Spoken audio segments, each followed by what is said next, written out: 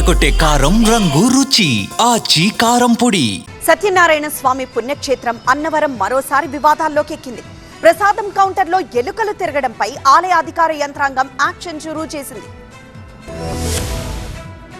అన్నవరం సత్యనారాయణ స్వామి వారి దేవస్థానం మరోసారి చర్చనీయాంశంగా మారింది. ప్రసాదం కౌంటర్ లో ఎలుకలు తిరగడం ఓ భక్తుడు వీడియో తీసి సోషల్ మీడియాలో పెట్టడంతో అది కాస్త వైరల్ అయింది. దీంతో భక్తుల నుంచి తీవ్ర అసంతృప్తి వ్యక్తమవుతోంది. ఇక వెంటనే రంగంలోకి దిగిన ఆలయ అధికారులు బాధ్యులైన ప్రసాదం కౌంటర్ ఉద్యోగులు ఇద్దరిని సస్పెండ్ చేస్తూ ఉత్తర్వులు జారీ చేశారు. అన్నవరం ప్రసాదం కౌంటర్ లో ఎలుకల సంచారంపై ఆలయ ఈవో త్రినాథరావు స్పందించారు. ఇకపై ప్రసాదం విక్రయ కేంద్రంలో ఎలుకలు రాకుండా వెంటనే సంబంధిత ఇంజనీర్స్ తో లీకేజీలను మూసివేస్తామన్నారు. ఇలాంటి సంఘటనలు పునరావృతం కాకుండా ఇంజనీరింగ్ విభాగానికి తగిన ఆదేశాలు ఇచ్చామన్నారు.